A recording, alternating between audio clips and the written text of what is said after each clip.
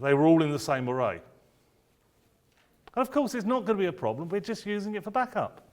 So I thought. It should have had limited impact, but our SharePoint SQL database was hosted in the same array that failed. Everyone take a breath, and is now wondering how the hell did he keep his job this time? So we had a problem. It resulted in the complete loss of SharePoint 2015 and a rapid review of our data recovery procedures. June 20. Yes, I was. Yes. Yeah, on this occasion, I was in the country at the time.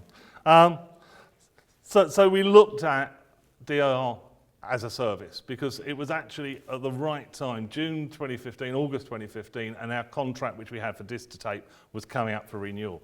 Disaster recovery service, replicated hosting of physical or virtual servers by a third party by failover in the event of a man-made, which we seem to have a lot of, or natural catastrophes.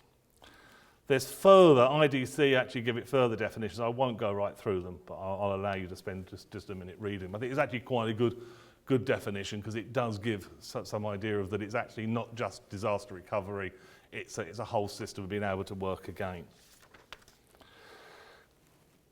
We asked ourselves many of these questions, and we were looking for a provider that was able to actually give us a service which we were going to have some confidence with. So we were looking for someone who understood our business and we knew exactly what we were trying to do.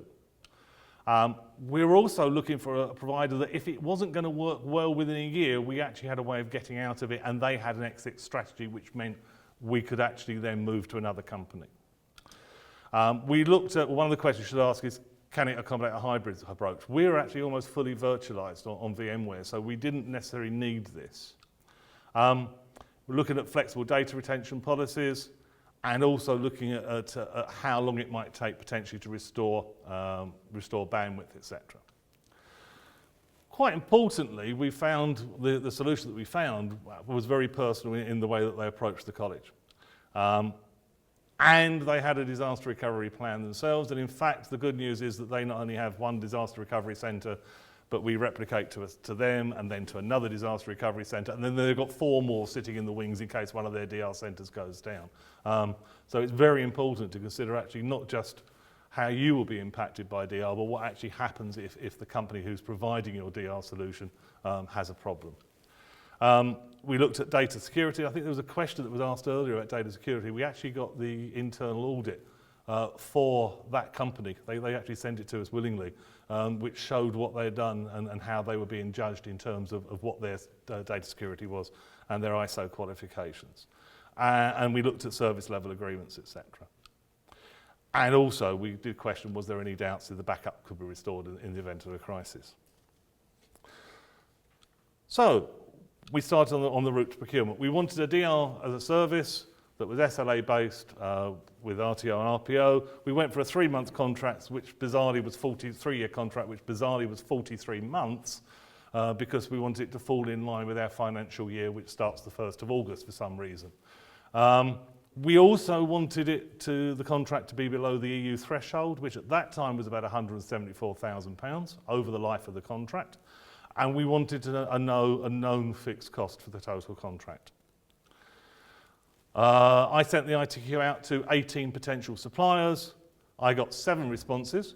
6 were based on Zerto, 1 was based on Veeam. Of those 7 responses, 5 were above the EU threshold.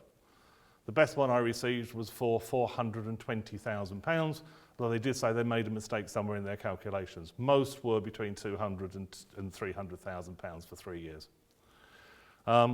We went with Backup Technology, part of the IOMARC group. They are based on Zerto. They provide us with 5 days worth of checkpoints. And the system has a recovery point objective of about 15 minutes. We are replicating our data by block every 15 seconds across to their site, and they then replicate it on again. And we were promised a return to operation of between 2 to 5 minutes. The solution itself was hardware agnostic. It provided the VMware replication which we wanted. It was just taking host and host. It was fully automated. It works as when we need it. It integrates with vCloud Director. It's scalable, so we've actually contracted for a set number of servers. And if we increase that number, then we pay an additional cost per server. and they really do provide, and we provide proactive service and support.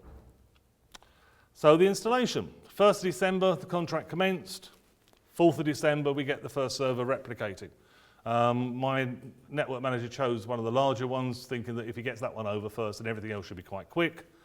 7th of December, we actually got the server over, tested it, and yes, we could work from there.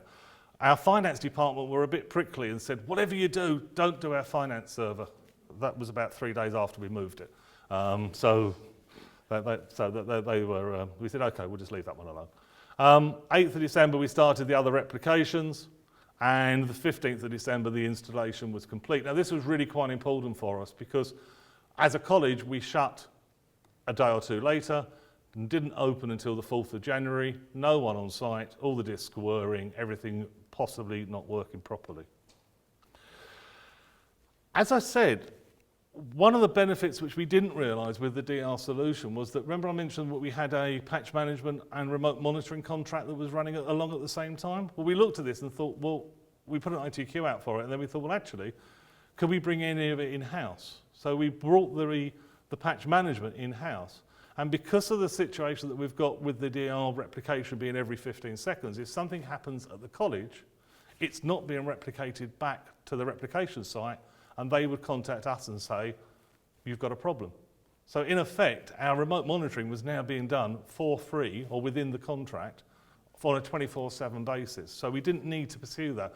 And that saved the college about £34,000 per annum over the next 3 years. Okay, so we thought everything's fine. We know the servers are there. We can see them. We can VPN them. It's great. February this year, we had a planned test due to a power outage. We knew when it was going to occur, so we contacted the provider and said, look, we've got this situation.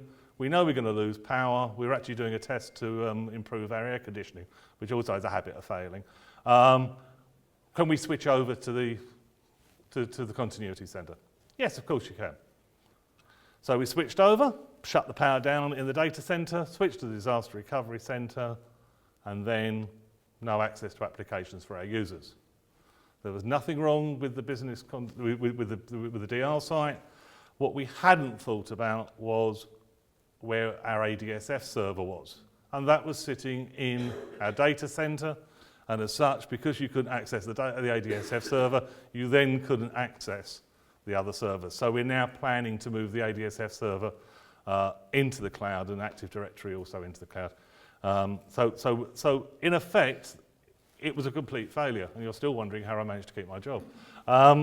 Even worse, or even better, was we had an internal audit on network security going on at the time that we did this. It probably saved me to some extent, because if we'd gone to corporation and said, we've got this business continuity solution, we've just tested it and it's failed, I would have spent probably the next 2 years going backwards and forwards to audit committees, explaining to them how we'd improved it. The internal auditor took a completely different view of it and said, well, you've got a system in place, which is good, which is documented and we know about. You've put a test in place, which is planned, which you knew about. You've tested it and it's failed, but that's what tests are for. You've been honest about it, and we immediately did a write-up about it and what we needed to do. And she said, well, I can't give it anything other than a green, because you've done everything necessary to prove that the DR test was actually in place. So we got away with that one, just. But we now plan to actually do a further test in April once we've moved the servers around so that we can actually access those servers that use our ADSF server. How long am I for time? 10 minutes, okay.